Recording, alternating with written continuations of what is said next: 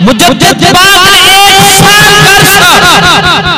बंद कोठड़ी में गुजारा, सख्त जेल की सोबतें बर्दाश्त की, हर तरह की अज़ियतें बर्दाश्त की, लेकिन दीन पर कंप्रोमाइज ना किया तो रब ने भी औरंगजेब बादशाह अता किया। और मुजद्दिद अल-फिसानी को भी ये मकाम और मर्तबे से नवाजा गया कि उनकी वजह से दीन इस्लाम गालिब आया, निज़ाम मुस्तफा का राज हुआ। ये कब हुआ? जब मुजद्दिद अल-फिसानी ने दीन पर कंप्रोमाइज नहीं किया। ये दर्स है हमारे अकाबरीन का, ये तरीका है कि जब बात कुरान की आ जाए, जब बात हदीस की आ जाए, जब बात निज़ाम मुस्तफा की आ जाए तो कहा फिर किसी चीज पर कंप्रोमाइज नहीं करना, का फिर दीन डंके की चोट में बयान करना है, चाहे तुझे जेलों की सौगतें ही क्यों ना बर्दाश्त करनी पड़े।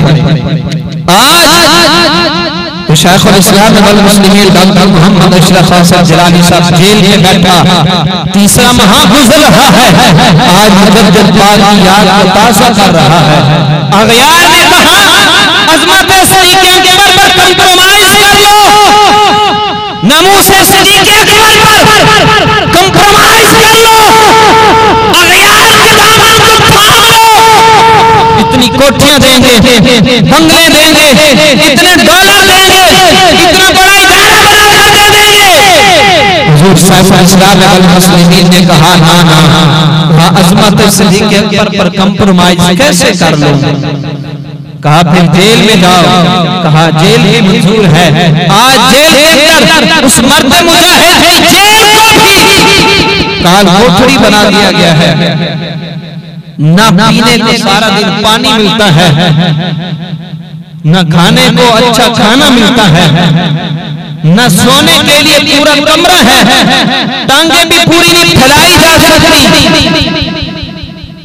अरसा 10 साल से वो बीमार आदमी, आज उसकी दवाइयां भी बंद कर दी गई, उसके पास एक कागज रखने की भी इजाजत नहीं, कुरान पूरा तो दूर की बात है, कलम की भी इजाजत नहीं। तो हम पूछना चाहते हैं, ये दौर अकबर का दौर है, ये इस्लामी जमहूरिया पाकिस्तान है, ये काम तो अकबर के दौर में हुआ था, ये काम तो उस वक्त उलमा के साथ हुआ था जिस वक्त दीन इस्लाम मुकम्मल हो चुका था, अकबर का नाम निहात दीन गायब था।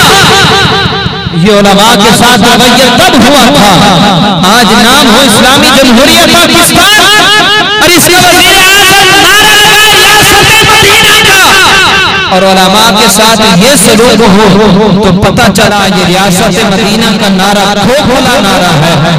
हकीकत में इनके रगों के अंदर वही अकबर की मोहब्बत आ चुकी है, दुश्मनों की मोहब्बतें आ चुकी हैं।